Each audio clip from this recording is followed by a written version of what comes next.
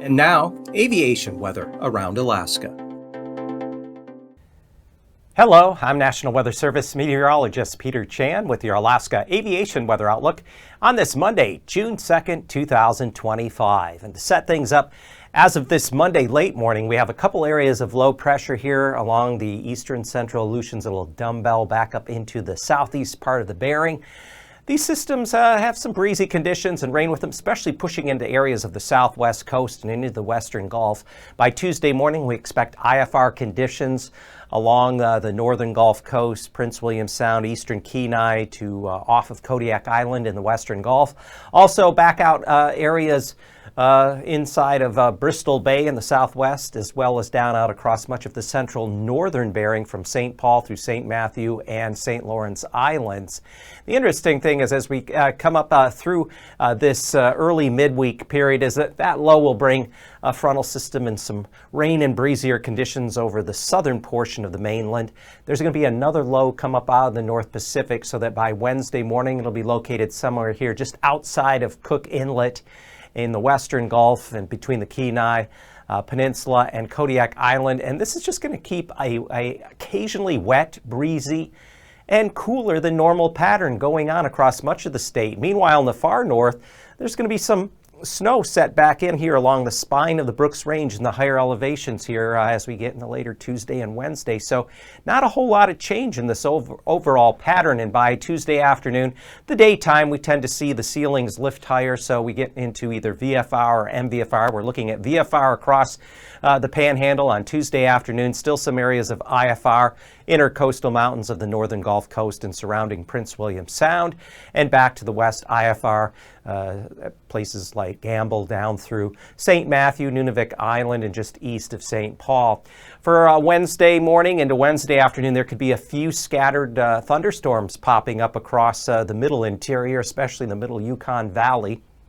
And otherwise, we expect some MVFR conditions, inner channels here in the intercoastal mountains of the Panhandle, along especially the east-southward facing slopes of the Alaska Range, out around the northern Gulf Coast, including Prince William Sound, eastern Kenai, down along the east side of Kodiak Island, some IFR there near the Bering Strait, Shishmaref, Wales, and also back out toward St. Matthew and way out toward the western Aleutians. Finally, Wednesday afternoon, still the potential for scattered showers and isolated thunderstorms here in the middle Yukon Valley, especially with the daytime heating.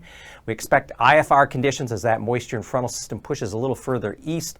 IFR conditions across the eastern half of the Gulf, northern Gulf Coast, up into especially northern Panhandle, including Chilkoot and White, around Portage or Glacier Bay area, and then back to the west, still some IFR conditions there at the Bering Strait near Wales, and also west side of Nunavik Island to just east of St. Paul.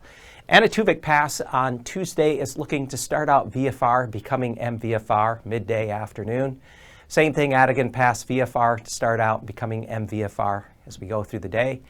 Lake Clark and Merrill generally being stuck with MVFR conditions on Tuesday. Same thing, Rainy Pass on up through the central Alaska Range, MVFR at Windy Pass, and likely holding there too at Isabel Pass. Getting further east, Mentasta Pass should generally see VFR conditions. So will Tanita Pass. And then as we drop south to Portage Pass, MVFR conditions through the pass, but that east entrance and especially toward Prince William Sound, IFR conditions anticipated on Tuesday. And then in the far northern Panhandle, in those higher elevations, Chilkoot and White could see IFR becoming VFR as we get through the midday, and especially afternoon or evening. Now looking at freezing levels at the surface, we find freezing line running through the Bering Strait up along the Brooks Range, and also in the higher elevations, Alaska Range and the mountains there of the southeast mainland. Surface freezing, or I should say freezing levels aloft, they do bump upwards across the Panhandle from 4 in the northern Panhandle, 6, 8 as you get out there down to Prince of Wales Island, and then at or just above 10,000 feet west-southwest of Haida Gwaii, and that's all because of the frontal system working its way east-northeastward. Back to the west, so there's a an area of low pressure, not just at the surface, but in the mid and upper levels of the atmosphere. And this area of low pressure has unusually cold temperatures aloft for this time of year. And a reflection of that, we find freezing levels below 2,000 feet here over the southern part of the Bering into the eastern Aleutian. So that is rather cool and unusual for this time of year. And as far as potential for icing because of precipitation or the thicker clouds that could produce precipitation, we find these super cooled water droplets. So icing potential above 8,000 feet along the Gulf Coast, including Prince William Sound, Kenai Peninsula, much of Cook Inlet, Kodiak Island, back across the western portion of the Alaska Range into parts of the southwest interior. As you get a little further north, you get out here into the middle upper Yukon, where there are some scattered showers above 6,000 feet, and then behind me an area way just to lower southwest part of the Bering Sea, just to above there the western Aleutians. You can find some moderate icing above 6,000 feet. Now, upper level winds, you can see the circulation of this upper level low. This is 30,000 feet jet stream level over the southwest, over the YK deltas, with a 110 knot jet core across the Alaska Peninsula and Kodiak Island southwest flow heading into the Gulf. And then on the backside of this trough, we have winds more out of the north coming in off the Asian continent. And then at the 9,000 foot level, or 700 millibars, there is a broad area of southwesterly flow that's coming out of the North Pacific up into the western Gulf, anywhere from 40 to as high as 55, even some 60 knots there just south of the Gulf.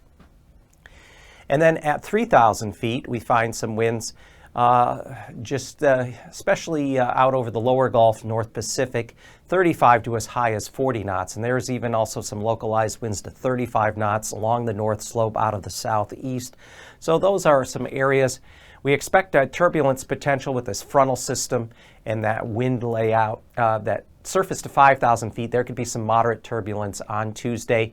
Areas of the northern Gulf Coast into Prince William Sound, Kenai Peninsula, especially middle lower Cook Inlet, the entrance there, Kennedy entrance, Kodiak Island, up over the Alaska Range to Lake Iliamna into portions of the middle Kuskokwim Valley.